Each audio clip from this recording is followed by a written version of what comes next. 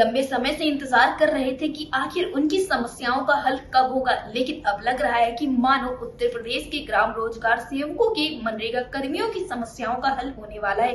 कारण ये है कि हाल फिलहाल में एक शासनादेश जारी होता है इन ग्राम रोजगार सेवकों के लिए, जिससे इन ग्राम सेवकों के बीच में खुशियों की लहर दौड़ पड़ी है। आपको बता दें, इनका संघर्ष काफी ज्यादा लंबा रहा है। लगातार अपनी मांगों को लेकर शासन प्रशासन सरकार के सामने ये खड़े रहे, लेकिन सरकार ने इन पर बिल्कुल ध्यान नहीं दिया। लेकिन अब लग रहा है कि मानो इनकी समस्याएं एक एक करके हल हो जाएंगी। फिलहाल इन ग्राम रोजगार सेवकों की मनरेगा कर्मियों की सबसे बड़ी मांग ये है कि जो मुख्यमंत्री योगी आदित्यनाथ ने इनसे डिफेंस एक्सपो में वादा किया था, उसको सबसे पहले सरकार पूरा करे। फिलहाल आपको बता दें कि 22 तारीख को एक अहम समीक्षा बैठक राजधानी लखनऊ में होने वाली है, जिसमें हर एक जिले के जिला अध्यक्ष और कार्यकारिणी के जो सदस्य हैं वो शामिल होंगे और आगे की रणनीति तय की जाएगी। फिलहाल ये कहा जा रहा है कि अब बहुत जल्दी ग्राम रोजगार सेवक जो है एक बड़ा कदम उठाने के लिए तैयार है, लेकिन उसके पहले ही सरकार ने एक कदम उठा लिया है, एक शासनादेश जारी कर दिया। तो इससे अब ग्राम रोजगार सेवकों की जो उम्मीदें हैं वो बढ़ती हुई नजर आ रही हैं। फिलहाल किस चीज को लेकर शासनादेश जारी हुआ है, इस विषय में ज्यादा जानकारी देते हुए प्रदेश अध्यक्ष भूपेश सिंह ने क्या कुछ कहा है,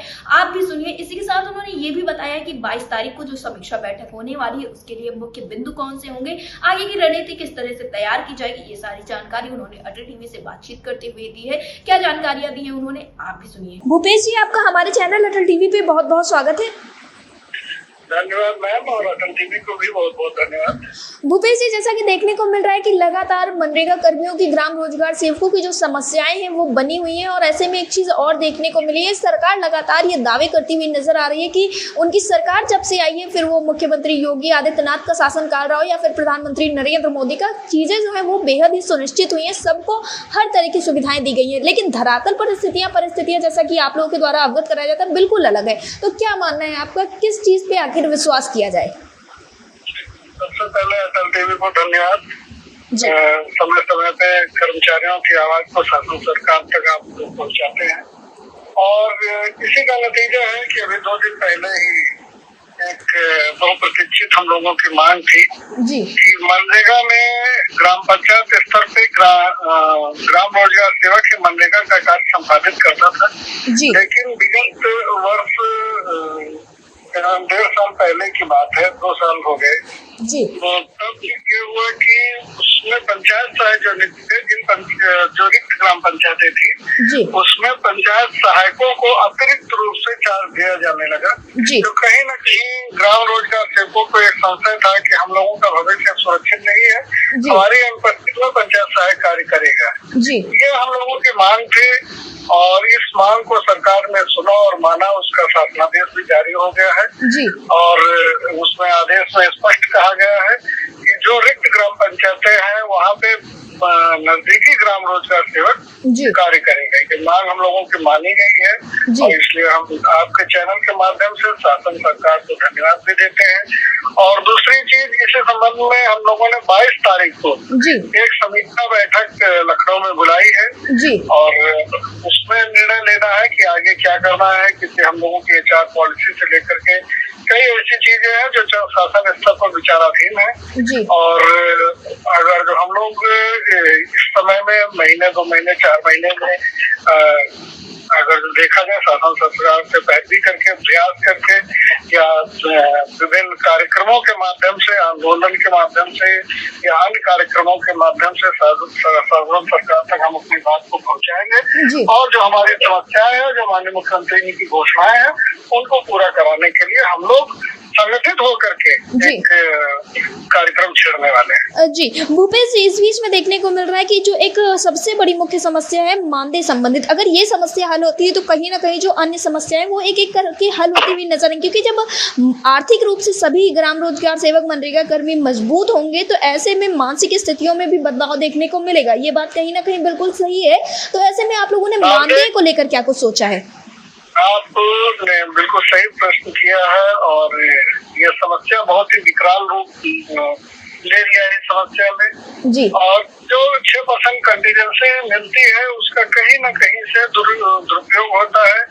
उपयोग सही तरीके से अगर जो हो तो मामले में मिलने में कहीं कोई समस्या नहीं होगी। उस व्यवस्था के लिए हम लोग शासन सरकार से बराबर आवाज उठा रहे हैं, जी। और प्रयास है हमारा कि अगर जो हम लोगों का बकाया का मानदेय नहीं मिलता है जी। तो मानदेय के लिए ही हम लोगों का एक बहुत बड़ा अभियान छेड़ा जाएगा संगठन की तरफ से। जी। और निश्चित तौर पे मानदेय इससे पहले भी मिला है, 4 जी। से 5 बजट जो है योगी सरकार ने 3 बार बजट दे करके हम लोगों को मानदेय दिया है। तो हम लोग यही अपेक्षा करेंगे कि बकाया मानदेय के लिए हम सरकार से पुनः आग्रह करेंगे और जरूरत पड़ी तो उसके लिए आंदोलन भी किया जाएगा। बकाया मानदेय और समय से मानदेय अगर जो मिलने लगे जी। तो समस्याएं काफी हद तक समाप्त हो जाएंगी। व्यवस्था कहीं न कहीं से व्यवस्था का दुरुपयोग हो रहा है। जी। शासन के कुछ अधिकारी जो हैं वो रिपोर्ट तो सरकार को देते हैं कि मानदेय दे दिया गया है, जी। लेकिन 70% रोजगार सेवक मनरेगा करने जिनकी छोटी पंचायतें हैं या जिनके यहाँ मानव दिवस अच्छे तरीके से सृजित नहीं हो पाते हैं, जी। वहाँ पे मानदेय देने में बड़ी आनाकानी करते हैं। इसलिए मैं आपके चैनल के भी माध्यम से उत्तर प्रदेश के समस्त खंड विकास अधिकारी महोदय और डीसी महोदय और सीडीओ महोदय से भी आग्रह करूंगा कि बहुत ही अल्प मानदेय हम लोगों को मिलता है। आप लोगों से आग्रह है कि आप अपने जनपदों और ब्लॉकों में अपने मनरेगा के जो ग्राम रोजगार सेवक हैं उनको मानदेय देने में कोई हीला हवाली न करें जी। और जिससे उनकी दुआएं लें, कहीं पर कोई बददुआ न लें और उनकी समस्याओं का समाधान करें। काम कोई रोजगार सेवक किसी की पंचायत बड़ी है तो वो ज्यादा काम कर देता है, कोई कम काम कर देता है। आप अपने ब्लॉक स्तर की कंटीजेंसी का पूरा आकलन करते हुए सभी को बराबर मानदेय दे दें जिससे उनका भी परिवार चलता रहे, आप भी खुश, आपके कर्मचारी भी। जी भूपेश जी, जैसा कि आपने बताया कि इसी 22 तारीख को आप लोगों की एक समीक्षा बैठक होने वाली है, तो मैं आपसे जानना चाहूंगी ये जो बैठक होगी ये राज्य स्तरीय होगी या फिर ये जिला स्तर की बैठक होगी? ये उत्तर प्रदेश के समस्त जिला अध्यक्ष, पार्टी कार्यकारी के पदाधिकारी, ये सब लोगों के साथ हम बैठक करने वाले हैं 22 जून को जी। और इसमें हम आपको भी आमंत्रित करते हैं कि आप भी थोड़ा समय निकाल करके हम लोगों की बैठक में आइएगा जी। और जैसा जो भी निर्णय लिया जाएगा वो 22 तारीख के शाम तक आप लोगों को अपडेट कर दिया जाएगा जी। भूपेश जी, एयरटेल टीवी से जुड़ने के लिए धन्यवाद। धन्यवाद।